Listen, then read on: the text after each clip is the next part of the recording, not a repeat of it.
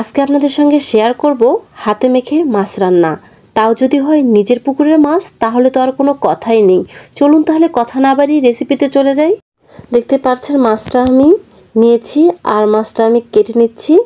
আর মাছটা দেখতে পাচ্ছেন কতটা ফ্রেশ। এটা আমার ছোট ভাই একটু আগে পুকুর থেকে বড়শি দিয়ে মাছটা মেরেছে। মাছটা আমি কেটে নিচ্ছি, দেন তারপর খুব ভালোভাবে এটা আমি পরিষ্কার করে নিয়েছি, আপনারা দেখতেই পাচ্ছেন।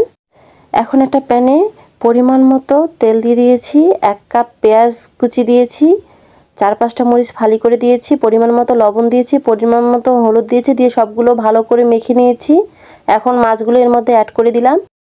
এই তরকারিটা রান্না করতে খুব বেশি মশলার প্রয়োজন হয় না, কারণ এটা প্রায় ভাজা ভাজা হবে আর খেতেও অনেক বেশি ভালো লাগে।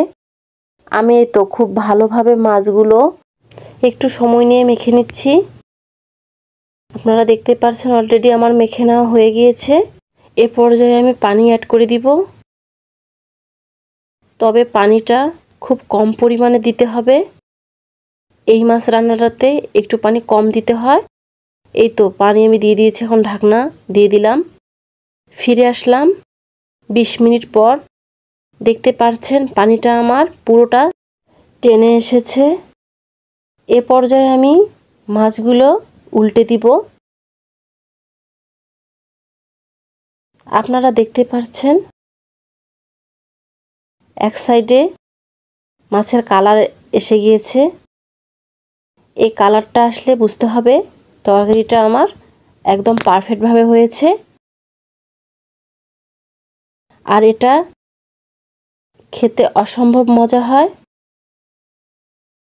আপনারা একবার হলেও ট্রাই করে দেখতে পারেন, ইনশাল্লাহ ভালো লাগবে। তো গাইস, আমার হাতে মাখা মাছের রান্নাটা রেডি হয়ে গিয়েছে। আমার রেসিপিটা যদি আপনাদের ভালো লেগে থাকে, লাইক কমেন্ট শেয়ার করে পাশে থাকবেন। আর যারা এখনও এভাবে ট্রাই করেননি, একবার হলেও ট্রাই করে দেখবেন, ইনশাল্লাহ ভালো লাগবে।